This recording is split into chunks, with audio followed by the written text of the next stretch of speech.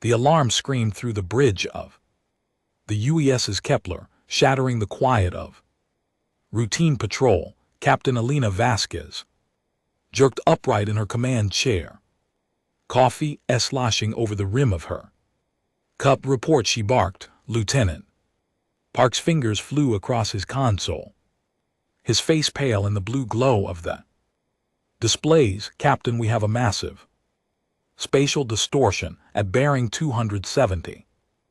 It's huge. Energy readings are off the scale. Elena stood, her heart pounding. In 20 years of service, she had never heard that kind of fear in Park's voice. On screen, the main view screen flickered to life, and Elena's breath caught in her throat. Space itself was tearing open, a swirling vortex of purple and gold light that shouldn't exist according to any physics. She knew the distortion stretched for Killam, pulsing with energy that made their sensors scream warnings. Get me reading on that anomaly, Elena ordered, forcing her voice to stay calm. And wake up Dr. Chen, he's going to want to see this. Captain Park interrupted, his voice rising. Something's coming through. The vortex exploded with brilliant light, and a ship emerged. Not just any ship. Massive vessel that dwarfed anything in the human fleet. Elena squinted at the screen, trying to make sense of what she was seeing. The hull was familiar, the basic structure recognizable as human design, but it had been changed, expanded. The ship bristled with structures that hadn't been there in the original blueprints. Run identification, Elena said quietly. Computer hummed, processing data. Then it displayed results that made Elena's blood run cold. Ship identified as UESS Prometheus, colony vessel departed Earth orbit January 15, 2177. Status lost with all hands. That's impossible, Park whispered. The Prometheus vanished 170 years ago. Elena stared at the massive vessel on the screen. The Prometheus had been one of humanity's greatest achievements. A colony ship carrying 50,000 people to a new world. It had disappeared into a wormhole that collapsed behind it. Everyone had assumed the ship was destroyed. There had been memorial services, monuments built. Families had mourned for nearly 2 centuries. Life signs, Elena asked. Affirmative, Captain. Reading multiple human life signs aboard, thousands of them. The bridge fell silent. Elena could hear her own heartbeat in her ears. This wasn't possible. This couldn't be real. Captain, I'm picking up an automated broadcast from the Prometheus, the communications officer reported. Audio only. It's repeating on all frequencies. Play it. Static crackled through the bridge speakers. Then a voice emerged. It was distorted, but unmistakably human. This is the UESS Prometheus. We have returned. Humanity prevails. We have returned. Humanity prevails. The message repeated over and over like a ghost whispering from the past. Try to establish direct communication, Elena ordered. I want to talk to whoever is in command of that ship. Dr. Marcus Chen burst onto the bridge, his hair wild and his shirt buttoned wrong. I came as fast as I could. What's the emergency? Elena pointed at the screen. We found the Prometheus. Chen's eyes went wide. He stumbled forward, gripping the railing to steady himself. That's not possible. The Prometheus is ancient history. It's been gone for 170 years. I know. Elena turned to her communications officer. Any response to our hails? Negative.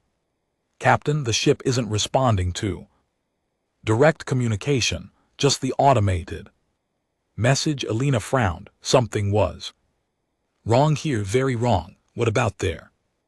Energy signature. What are we looking at? Park pulled up the analysis on his screen, then shook his head in disbelief. Captain, I've never seen readings like this. The Prometheus is generating more power than our entire fleet combined. And the gravitational readings, they're emitting waves that shouldn't be possible with any technology I know. Human technology or alien technology? Chen asked, moving closer to examine the data. Either Park replied, this doesn't match anything. Our databases, not ours. It's not the Galactic Council's, not any of the species we've encountered. Alina felt a chill run down her spine. Humanity had joined the Galactic Council 40 years ago, becoming part of a vast community of alien civilizations. It had been humbling to discover that humans were far from the most advanced species in the galaxy. The Council had rules, strict rules about what technology humans could develop. They said it was for safety, to prevent younger species from destroying themselves. But the Prometheus had left Earth before humanity met the Council. Before the rules, before the restrictions. Send a priority alert to Earth Command, Alina ordered, and notify the Council. They're going to want to know about this. Already done, Captain. Her exo reported. Earth Command is scrambling the First Fleet, ETA 6 hours. And the Council, they're sending the orbiters. Everyone on the bridge tensed. The orbiters were the Council's enforcers, the ones who made sure younger species followed the rules. They were powerful, ancient, and they didn't tolerate violations. How long until they arrive? Alina asked. 12 hours. Maybe less. Alina nodded slowly. 2 hours to figure out what happened to the Prometheus before the most powerful beings in the galaxy showed up to investigate. 12 hours to understand how a human ship had acquired technology that shouldn't exist. Captain Park's voice cut through her thoughts. Prometheus is launching something. Shuttlecraft. On the screen, a small vessel detached from the massive ship and began moving toward the Kepler. Helena's hand instinctively moved to her sidearm. Battle stations, she ordered. Raise shields, but do not fire unless fired upon. Those are still humans over there. The bridge lights shifted to red as the Kepler's defensive systems came online. Alina watched the shuttle approach, her mind racing. What would she find inside that shuttle? Who would emerge from a ship that had been lost for nearly 2 centuries? The shuttle docked smoothly with the Kepler's airlock. Alina gathered a security team and made her way to the docking bay. Chen right behind her. They stood behind portable shields as the airlock cycled. Weapons ready but lowered. The inner door hissed open. Steam billowed out. And through the mist, figures emerged. They wore uniforms that Alina recognized from history books. The old Earth fleet, designed from before the Council contact. But the people wearing those uniforms looked young, healthy, impossibly alive. A tall man with dark skin and calm eyes stepped forward. He carried no weapons. His hands were raised in a peaceful gesture. Permission to come aboard. Captain, he said. His voice was steady, confident. I'm Commander Isaiah Grant of the US Prometheus. Alina stared at him. According to the records, Commander Grant should have been dead for 170 years, but the man standing before her couldn't be more than 40 years old. Permission granted, Alina said. Carefully, Commander Grant, you're going to need to explain a lot of Things starting with how you're still alive. Grant smiled, but there was something in his expression that made Alina uneasy. It wasn't threatening, it was knowing, like he held secrets that would change everything. Captain Vasquez, Grant said, we need to talk. And I'm afraid the Galactic Council isn't going to like what we found out. They're not going to like it at all. Behind Grant, more crew members emerged from the shuttle. They all looked the same, young, healthy, and somehow different. Their eyes held a strange light, and they moved with a grace that seemed almost inhuman. Alina holstered her weapon but kept her hand near it. Commander, you and your people are under quarantine until we figure out what happened to you. I hope you understand completely. Grant replied, we expected as much, but Captain, before your council friends arrive, there's something you need to see, something aboard the Prometheus that will change everything humanity thinks it knows about the galaxy. Alina exchanged a glance with Chen. The scientist's face was pale, his expression torn between scientific curiosity and deep fear. Take them to quarantine, Alina ordered her security team. She turned back to Grant. We'll talk in 1 hour, Commander, and you're going to tell me everything. Grant nodded as the security team led him and his crew away. He looked back over his shoulder. 1 hour, Captain, then I'll show you why humanity's place in the galaxy just changed forever. Alina watched them go, her mind spinning with questions. The Prometheus had been gone for 170 years, but for these people, how much time had passed? Where had they been, and what had they found that gave them technology beyond anything the galaxy had ever seen? She had 1 hour to prepare for answers. 1 hour before everything changed, and she had a feeling that 1 hour wouldn't be nearly enough. The quarantine room was designed to be comfortable but secure. Commander Isaiah Grant sat calmly in the chair, his hands folded on the table. He looked relaxed, almost amused, as Captain Vasquez and Dr. Chen entered the room.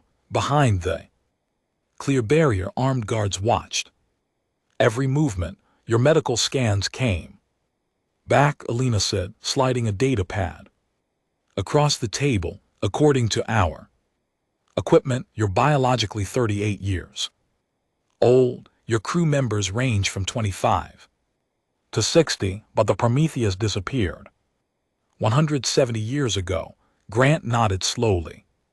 For the galaxy, yes, 170 years have passed. For us, he paused, meeting Alina's eyes. Only 3 years. Chen leaned forward, his scientific curiosity overcoming his caution. Time dilation. You were traveling near light speed. Not exactly, Grant replied. He stood and walked to the window, gazing out at the stars. The wormhole that took us didn't collapse. It pulled us through to somewhere else, a place that existed outside normal space. Alina crossed her arms. Commander, I need you to be very clear with me. The Galactic Council will be here in less than 10 hours. They're going to want answers. They're going to want to know what happened to your ship and what technology you're using. The orbiters don't like surprises. Grant turned back to face her. His expression became serious. Captain, before the orbiters arrive, you need to understand something. Prometheus didn't just survive. We found something out there, something that changes everything we thought we knew about the galaxy. What did you find? Chen asked, his hands trembling slightly. Grant walked back to the table and placed both palms flat on its surface. We found a station, ancient beyond measure. It was automated waiting. The technology inside that station predated the Galactic Council by millions of years, maybe tens of millions. Civilization that rose and fell before any current species even existed. Alina felt her heart skip a beat. Precursor technology, that's forbidden. Council law strictly prohibits. I know what Council law says, Grant interrupted gently. But Captain, the Council's laws are based on fear that a younger species might find something they did before, something they failed to understand. He pulled up a holographic display from a device on his wrist. Alina's eyes widened. That technology was far beyond anything humans currently possessed. Images appeared in the air, showing a massive structure floating in the void. It was beautiful and terrifying, all sharp angles and flowing curves pulsing with soft blue light. This is the station we found, Grant explained. It pulled us in with a gravity beam we couldn't resist. We thought we were going to die, but instead the station welcomed us. It opened itself to us. It showed us things. What things? Alina whispered. Grant waved his hand, and the images changed. Now they showed vast halls filled with machines, corridors of light, chambers that seemed to exist in multiple dimensions at once. Knowledge, technology, the precursors left behind a database. Instructions. They wanted someone to find it. They wanted to see if anyone would be worthy. Chen stood abruptly, his chair scraping across the floor. Worthy of what? Of advancing to the next level, Grant said simply. The precursors called it Phase 3.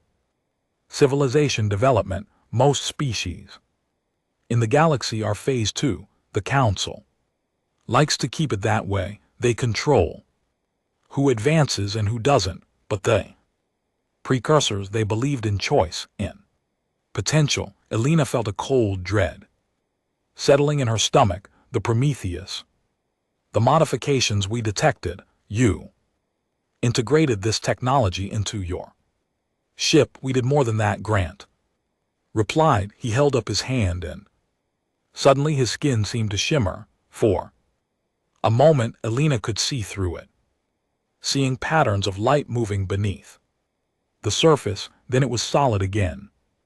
Some of us chose to bond with the technology, to become part of it. The systems respond to our thoughts, our intentions. The ship isn't just a vessel anymore. It's an extension of our will.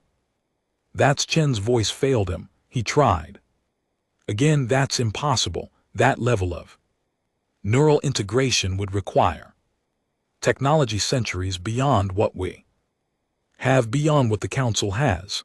The Council had this opportunity, Grant said quietly. Multiple Council species found precursor caches over the millennia.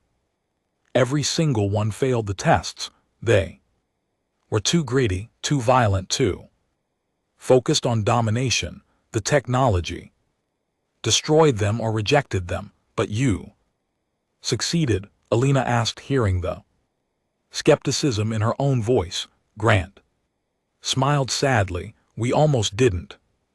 First year was hell. We lost people. Technology tested us in ways we couldn't imagine.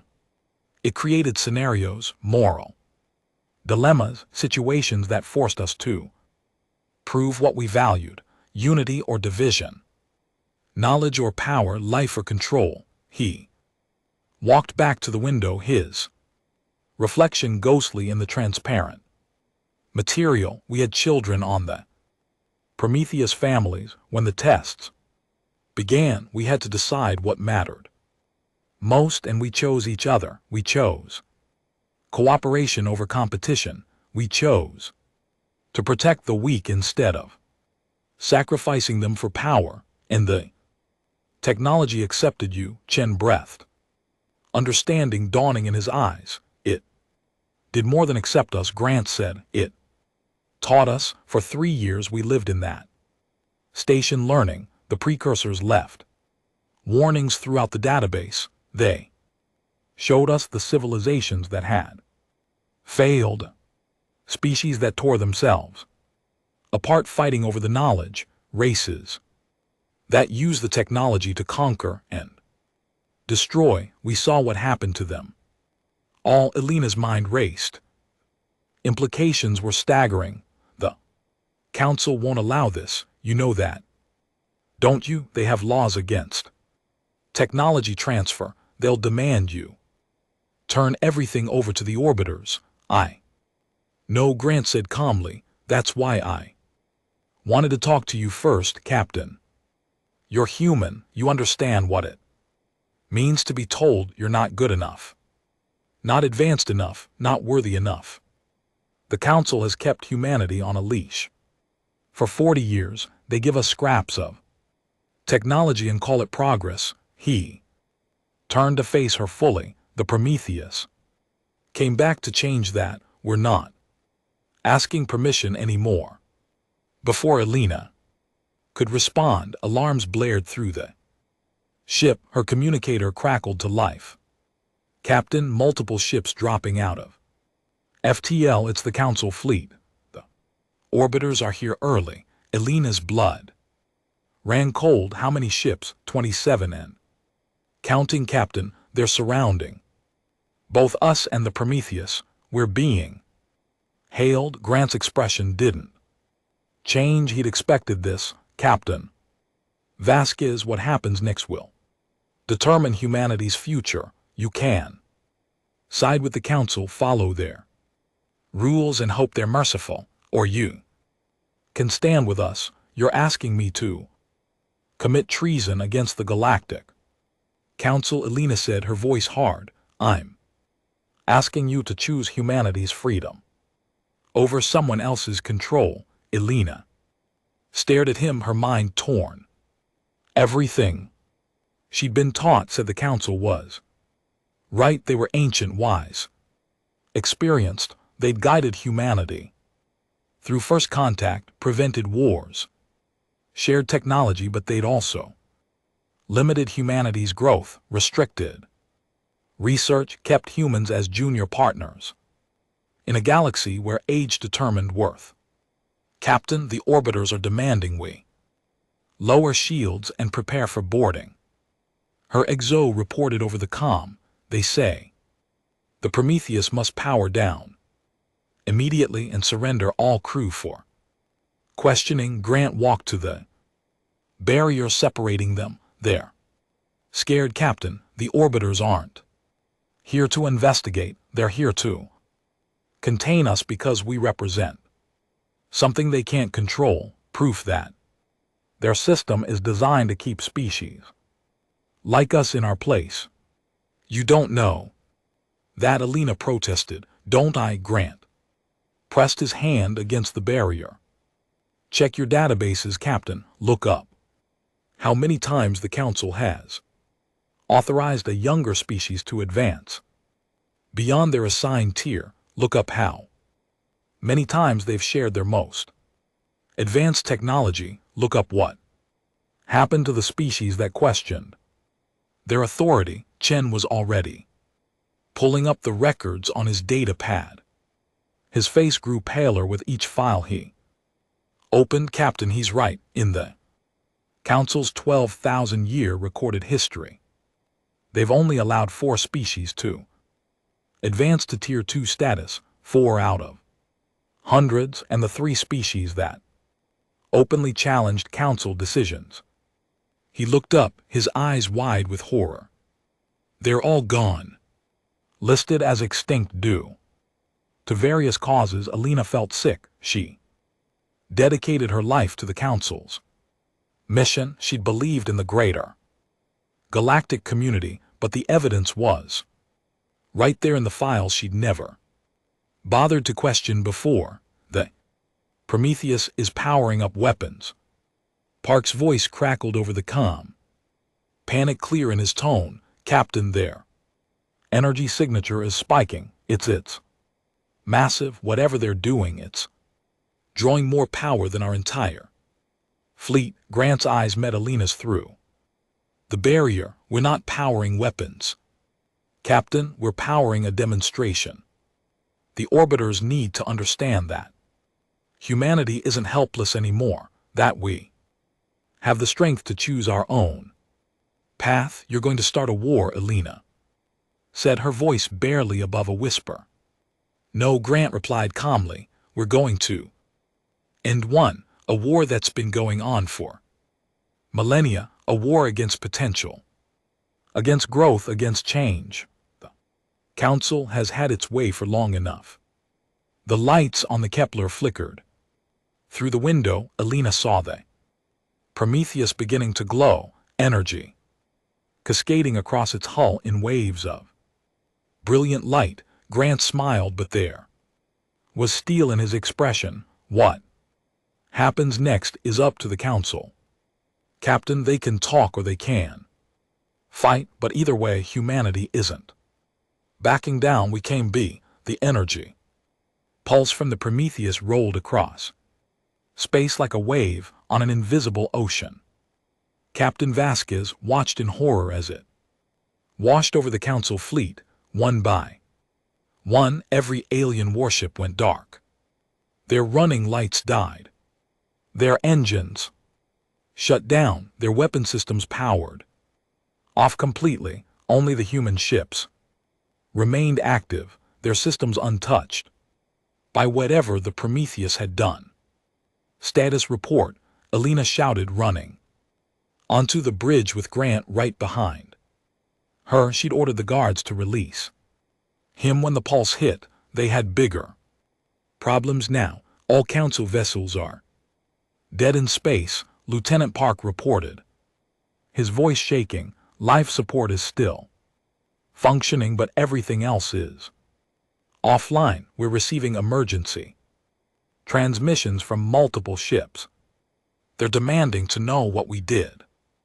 It wasn't us, Alina said, glancing at Grant. It was them. Grant stood calmly in the center of the bridge, looking at the view screen where dozens of disabled warships floated helplessly. The pulse was non-lethal. Every species aboard those ships is safe. Their life support will remain active, but their weapons and engines are temporarily disabled. Temporarily, Chen asked, staring at the commander. For how long? As long as necessary, Grant replied, until they're willing to listen instead of threaten.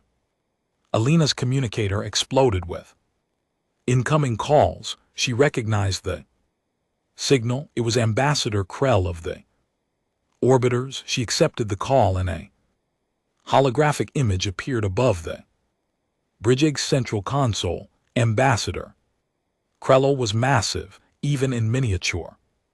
The orbiter stood 3 m tall, its crystalline body reflecting light in sharp, angry flashes. Its voice was like rocks grinding together, translated by the universal interpreter into words Alina could understand. What have you done? Krell roared. This is an act of war, an unprovoked attack on Council forces. Grant stepped forward before Alina could respond. Ambassador Krell, I'm Commander Isaiah Grant of the UESS Prometheus. What you just experienced was not an attack, it was a demonstration. A demonstration. Krell's crystalline body turned a deep, furious red. You disabled 27 warships.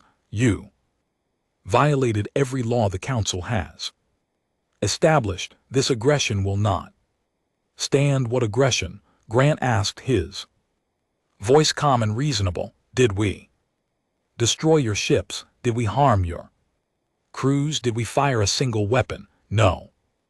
Ambassador, we proved a point. We showed that humanity now possesses defensive capabilities you cannot overcome. Another hologram appeared. A Valkyr. Commander, its forearms gesturing Wildly, its scaled face twisted in rage. You dare challenge the Council? You are a Tier 1 species. You have no right to possess such technology. Grant turned to face the Vacker commander, who gave the Council the right to decide what we can and cannot possess. Who made you the rulers of technological progress? Tradition, Krello boomed. Millions of years of order. The Council exists to prevent younger species from destroying themselves with technology they don't understand. And how many species have you prevented from advancing? Grant asked quietly. The question hung in the air like poison. How many civilizations have you kept under your control by claiming it was for their own good? The bridge fell silent.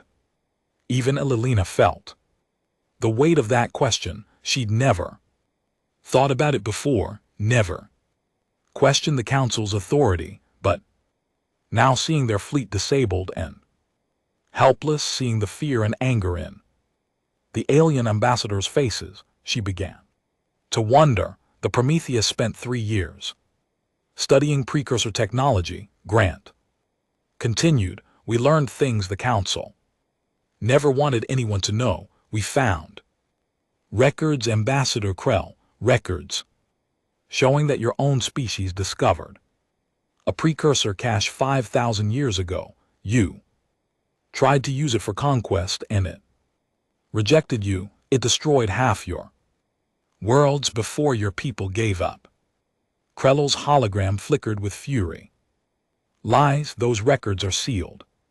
Forbidden. Sealed by whom? Grant pressed. By the Arbiters, by the Council leadership. You've been hiding your failures for millennia, preventing other species from succeeding where you failed. The precursor technology tests those who find it. It judges them worthy or unworthy. Your species was found unworthy. Krill, you failed, and you've spent 5,000 years making sure no one else gets the chance to succeed. A new hologram appeared, and Alina's breath caught. It was a Sairani, one of the ancient species that had been Council members for over 8,000 years. The Sairani elder looked different from the others. There was no anger in its expression, only deep sadness. Is this true, Krello? The Sairani asked softly. Did the Orbiters find precursor technology and fail? Krell's crystalline body dimmed. For a long moment, the Orbiter said nothing. Then quietly, we did what was necessary to maintain order. The precursor technology is too dangerous. It must be controlled by you. Grant said, that's what this has always been about, not safety, control. The Council was formed by species that either failed the precursor tests or never found them at all, and you've spent millions of years making sure no one else can threaten your power. You understand nothing, Krell said, but there was less certainty in the Arbiter's voice now. You are young, arrogant. You think finding this technology makes you special, but you will fail just like all the others. The power will corrupt you. You will destroy yourselves. Grant shook his head. That's where you're wrong, Ambassador. We won't fail. Do you know why? Because we chose unity over power. We chose to protect each other instead of dominating each other. For 3 years, the precursor technology tested us. It created impossible situations, forcing us to choose between survival and morality. And every time we chose morality, he walked closer to the holographic display, his voice growing stronger. 20% of our crew chose not to integrate with the systems. They remained fully human. We could have forced them. The technology gave us that power, but we didn't. We gave them a choice, and we respected that choice. That's why the precursors accepted us, Alina found herself believing him. She'd seen the Prometheus crew. They moved differently, spoke differently, but they weren't monsters. They were still human, still capable of compassion. The Council fleet is helpless right now, Grant continued. We could destroy every ship here. We could take whatever we want. We could conquer Council space, and no one could stop us, but we won't, because we don't want conquest. We want freedom. Freedom to advance at our own pace. Freedom to make our own choices. Freedom from species who think age gives them the right to control everyone else. Pretty words, the Vacker commander snarled, but words change nothing. When we regain power, we will crush you. We will take your technology and destroy your species. That is the consequence of defying the Council. Grant smiled coldly. You just proved my point. Commander, you're not interested in peace or cooperation. You're interested in dominance. And that's exactly why the precursor technology rejected your kind. He turned to address all the holographic images at once. Here's what's going to happen. The Prometheus will share its knowledge freely with any species willing to approach it with respect. We'll teach the principles we learned. We'll help anyone who genuinely wants to advance, but we will not surrender our technology to the Council. We will not submit to your restrictions. Humanity is declaring independence from your control. This is madness, Krello roared. You'll start a war that will consume the galaxy. We're not starting anything, Grant replied calmly. We're ending something, ending the idea that older means wiser, that age grants authority, that one group of species has the right to decide the fate of all others. The galaxy is big enough for everyone to advance at their own pace. The Council just needs to accept that. Alina stepped forward, her heart pounding. She knew what she was about to do would change her life forever, but Grant was right. She'd seen the evidence. The Council wasn't the benevolent guide she'd believed in. It was a control system designed to keep younger species beneath the older ones. Ambassador Krell, Alina said clearly. Captain Alina Vasquez of the UESS Kepler, I am formally requesting that the Council open peaceful negotiations with the Prometheus and its crew. Attacking them would be both foolish and wrong. Krell's hologram turned to face her, and Alina could feel the weight of the Arbiter's fury even through the transmission. Captain Vasquez, you are a Council officer. You swore an oath to uphold Council law. I swore to protect humanity, Alina replied, and right now, that means protecting the Prometheus from Council aggression. They haven't attacked anyone. They've only defended themselves. If there's a crime here, it's the Council showing up with a battle fleet instead of a diplomatic mission. The Serani elder spoke again, its voice thoughtful. Perhaps the human captain is correct. We arrived with weapons charged and demands ready. We did not come to learn or understand. We came to contain and control. Whose side are you on, Elder Serani? The Vacker commander demanded. I am on the side of truth, the Serani replied, and the truth is that the Council has grown comfortable in its power. We've forgotten that once we too were young. We too faced species more advanced than ourselves. We too wanted the chance to prove ourselves. When did we become the very thing we once feared? Kelso, the shuttle bay of the Prometheus, was unlike anything the alien ambassadors had ever seen. The wall seemed to shift and flow responding to the presence of the visitors. Lights moved beneath the surface like living things. The air itself felt charged with energy.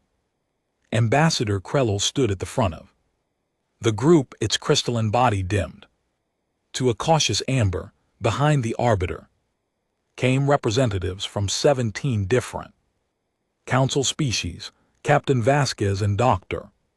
Chen had joined them, representing humanity's official interests. Armed guards from multiple species flanked the group, weapons ready but not raised. Commander Grant waited for them at the center of the bay, flanked by members of his crew. They all wore the old-style Earthfleet uniforms, but there was something different about them. They stood too still, too perfectly. Their eyes reflected light in ways human eyes shouldn't. Welcome aboard the Prometheus, Grant said, his voice carrying clearly through the vast space, without any visible amplification. Thank you for accepting our invitation. We did not accept, Krell said coldly. We are here under protest to investigate what you have done to this vessel and its crew. Grant smiled slightly. Of course, Ambassador, please follow me. I promise you've never seen anything like what we're about to show you. He turned and walked toward a corridor. The walls parted before him, literally flowing aside to create an entrance. The ambassadors hesitated, then followed. They had little choice. Their ships were still disabled, and they needed answers. Alina walked the back of the group, watching everything with wide eyes. The interior of the Prometheus was nothing like a normal human ship. The corridors were wide and curved, with walls that displayed moving images. Starfield's nebula, alien worlds, but these weren't recordings. She could feel them somehow, sense that they were real-time views from locations across the galaxy. How are you powering all this? Chen whispered beside her, his scientific mind struggling to process what he was seeing. The energy requirements should be impossible. Grant must have heard him despite the distance. We're using zero-point energy. Dr. Chen, extracting power directly from the quantum foam of spacem itself. The precursors developed the technology millions of years ago. It provides effectively unlimited power with zero waste. A murmur ran through the group of ambassadors. Zero-point energy was theoretical, something every species had tried and failed to harness. The energy was there, infinite and everywhere, but accessing it required technology that no one had been able to develop. They entered a massive chamber that made several ambassadors gasp in shock. It was a garden, impossible and beautiful. Trees grew toward a ceiling that showed real sky. Water flowed in streams that defied gravity, moving up and down walls. Flowers bloomed in colors that shouldn't exist. This garden requires no artificial gravity, Grant explained, running his hand along a tree trunk. Plants are grown in what we call bioreactive matrix fields. They exist partially in normal space and partially in quantum space. They respond to thought and emotion. Watch. He placed his hand on a rose bush. The flowers immediately bloomed, their petals opening to reveal centers that glowed with soft light. Several aliens stepped back in alarm. Don't be afraid, Grant said. The plants won't harm you. They're designed to respond to life, to nurture it. The precursors believed that any truly advanced technology should enhance life, not replace it. This is obscene. The Vacker commander growled, mixing biology with quantum mechanics. It violates natural law. Does it, Grant asked mildly. Or does it simply expand?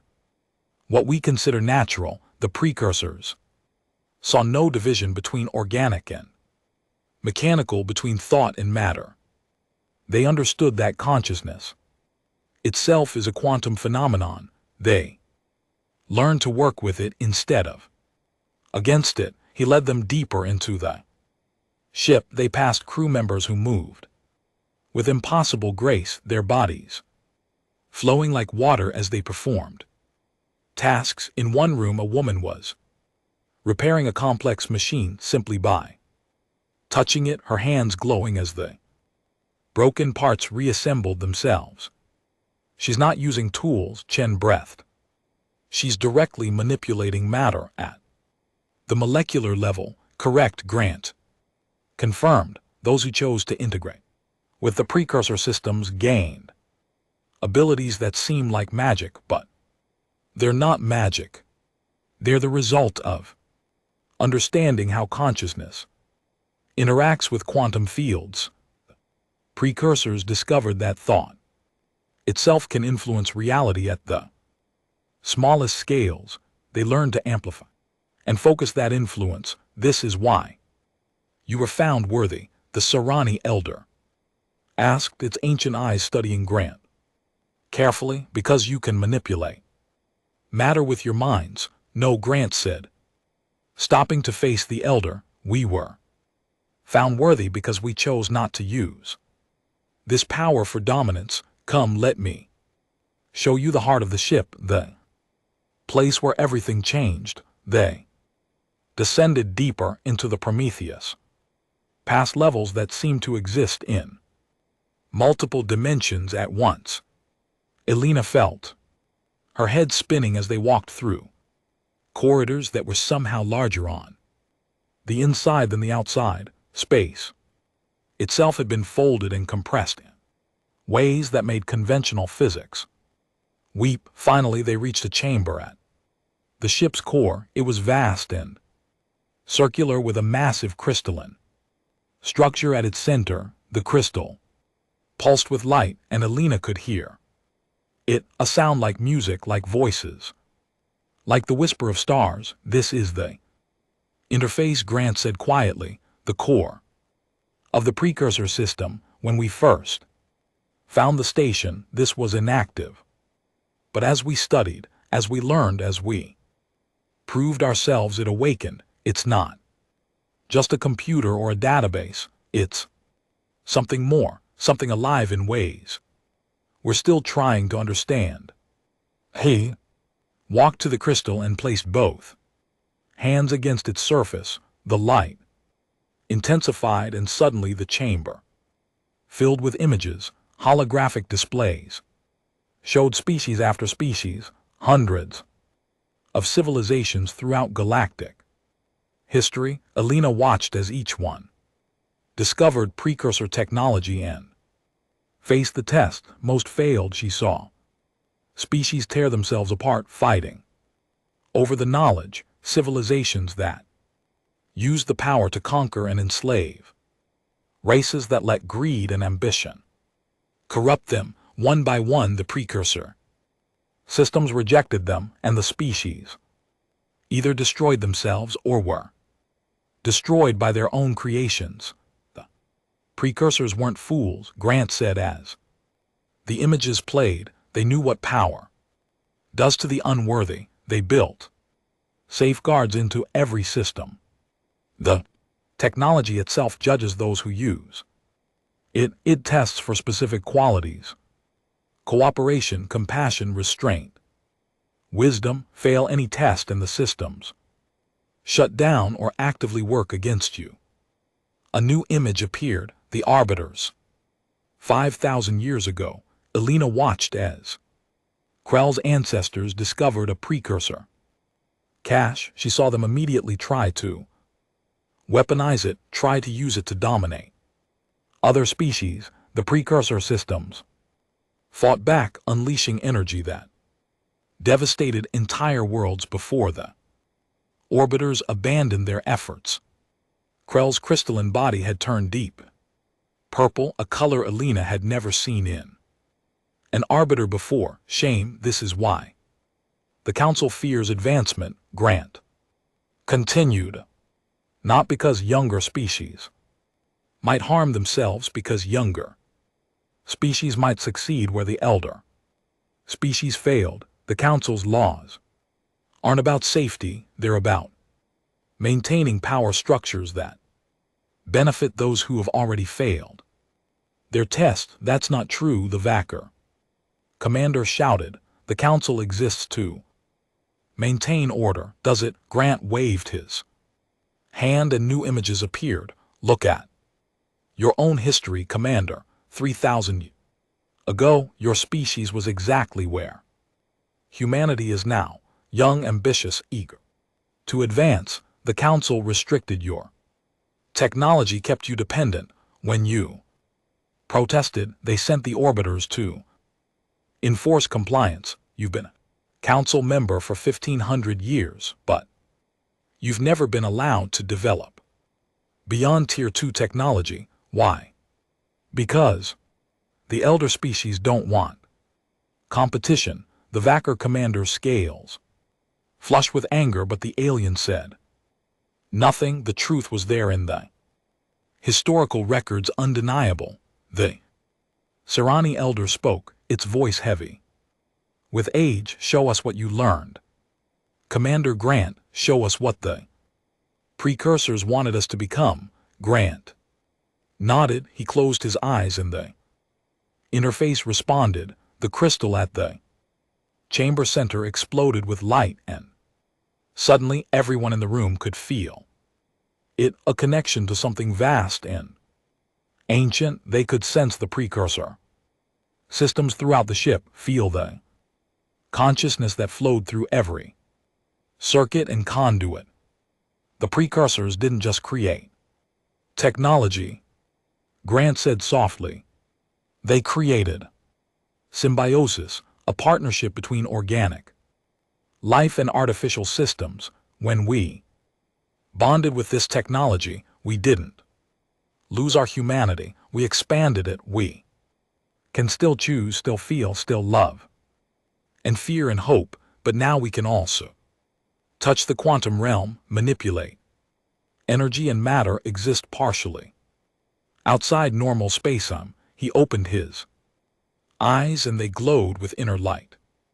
We became more without losing what we were. That's the lesson the precursors wanted to teach. Advancement isn't about replacing ourselves with machines. It's about enhancing what makes us who we are. But this power, Krell said quietly, it could still be used for destruction, for conquest. Yes, Grant agreed, and that's why we're offering to share it with everyone.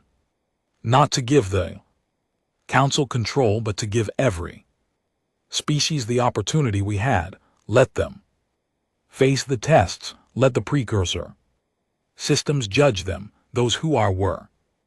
3 months had passed since the Prometheus returned from the void. The galaxy had not been the same since. Captain Elena Vasquez, now Admiral Vasquez, stood on the observation deck of the New Earth Defense Command station, watching construction drones swarm around the skeletal frames of 12 massive ships. Each vessel was being built using the principles the Prometheus had brought back, hybrid designs that blended human engineering with precursor technology. They're beautiful, aren't they? Dr. Chen said, joining her at the window.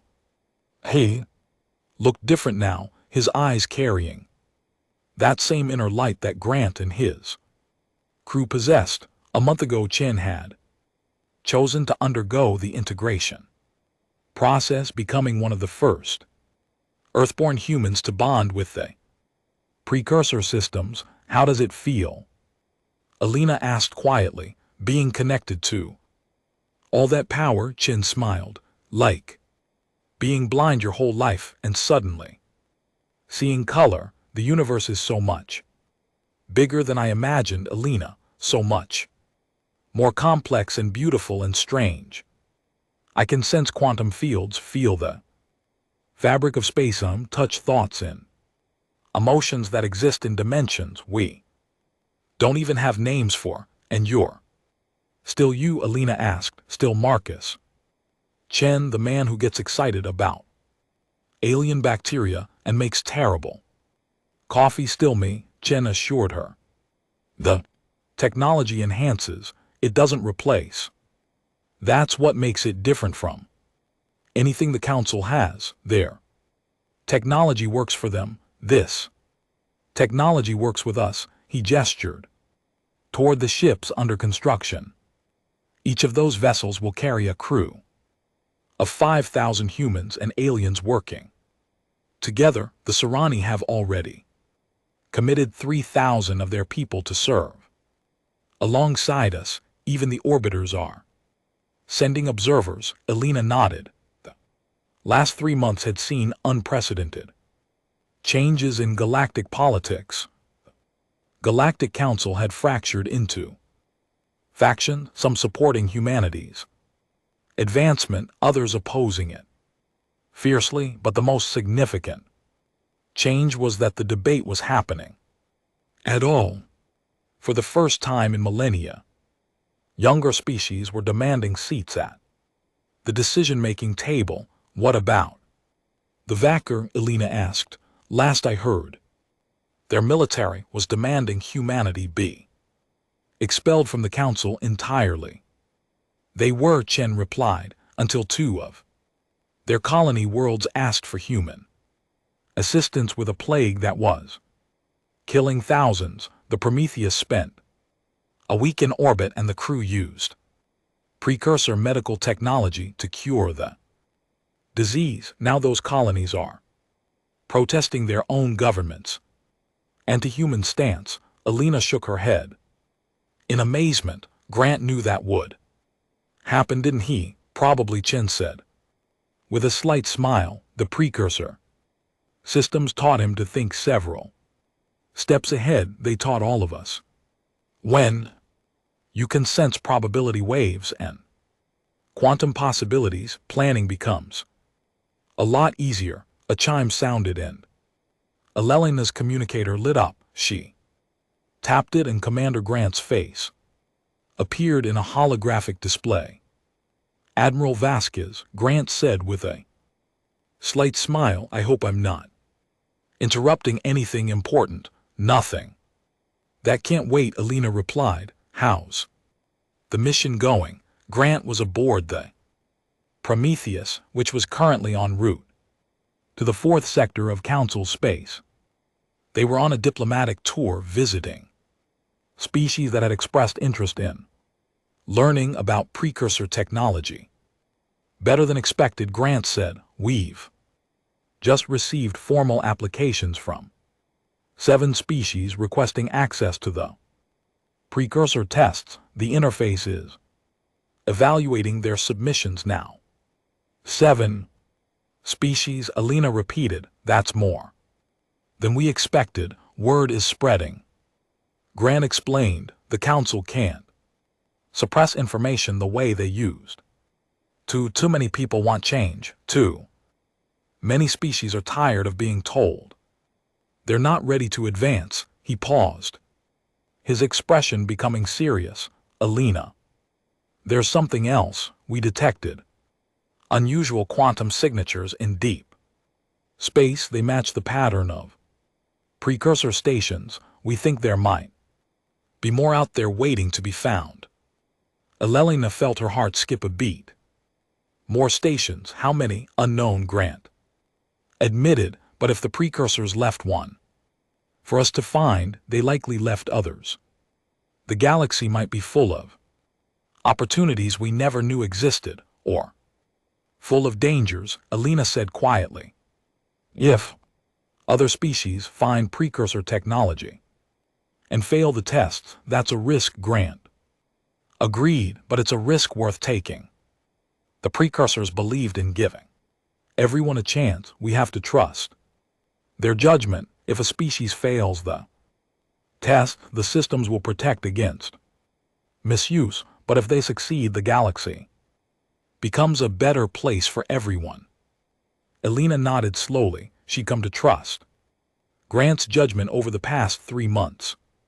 He'd proven himself wise and careful, never using the Prometheus's power carelessly. There's one more thing, Grant said. We found something in the precursor database, records of 6 other human colony ships that disappeared around the same time we did.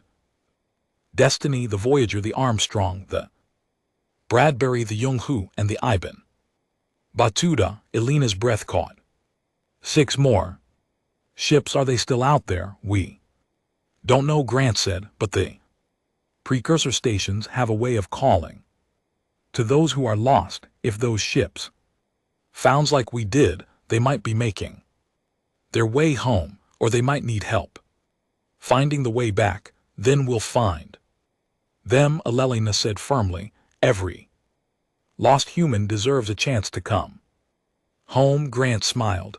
I was hoping you'd say that. The Prometheus will begin the search in 2 weeks. We're inviting Council observers to join us. We want them to see that humanity doesn't hide its efforts or work in secret. Everything we do openly. The call ended, and Elena turned back to the window. Below the station, Earth spun slowly, blue and green and beautiful. Humanity's home world, no longer confined by Council restrictions, no longer limited by other species' fears. Chen stood beside her, and together they watched the construction drones work. Do you think the other colony ships are out there? Chen asked. Do you think they found what we found? I hope so, Elena said, and if they didn't, we'll bring them home anyway. That's what the Prometheus proved, that humanity doesn't abandon its own. We were lost, but we found our way back. We'll do the same for anyone else who's still searching. She thought about Commander Grant and his crew, about what they'd endured and what they'd become. 3 years in an alien station, facing tests that had broken countless other civilizations. They could have used their newfound power to conquer, could have claimed Earth as their personal kingdom, could have become tyrants with abilities beyond imagining. Instead, they chosen to share, to teach, to lift others up instead of standing above them. That was humanity's real strength, Elena realized. Not the precursor technology, or the quantum abilities, or the ships that could teleport across space. Their strength was in the choice to remain human even when they'd become something more. Admiral and aide said, approaching from behind. The Galactic Council has finished their vote. They're broadcasting the results now. Elena and Chen hurried to the command center, where dozens of officers were gathered around view screens. The holographic image showed the council chamber with representatives from hundreds of species assembled. Ambassador Krell stood at the central podium, the orbiter's crystalline body a neutral gray. After 3 months of deliberation, Krell announced, the Galactic Council has reached a decision regarding humanity's status in the question of precursor technology access. Elena held her breath. By a vote of 417 to 293, Krill continued, humanity is hereby granted Tier 2 civilization status, effective immediately. Furthermore, access to precursor technology testing will be made available to all Council species that request it under human supervision and guidance. Cheers erupted in the command center. Elena felt tears forming in her eyes. They'd done it against all odds, against millennia of tradition. They'd changed the galaxy. However, Krell added, and the room fell silent. This decision comes with a warning. The Council will be watching humanity closely. If the precursor technology is misused, if it leads to harm or conflict, these privileges will be revoked. Humanity's advancement is conditional on continued demonstration of wisdom and restraint. The transmission ended. Alina looked around at her crew, seeing hope and determination in their faces. It's not perfect, Chen said quietly. They're still watching us, still ready to pull the plug if we make a mistake. Let them watch, Alina replied. We'll show them that humanity deserves this chance. We'll prove that advancement and wisdom aren't contradictions. She walked to the window one last time, looking out at the stars. Somewhere out there 6 colony ships might be searching for home. Somewhere other precursor stations waited to be discovered. Somewhere the future was being written, and humanity, once the youngest and weakest species in the Council, was now helping to write it.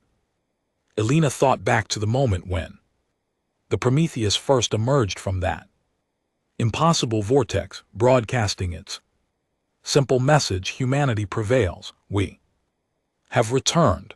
They had returned indeed, not as conquerors or victims, but as proof that potential mattered more than age, that courage and compassion could overcome any obstacle, that a species could be lost in the darkness and still find its way to the light.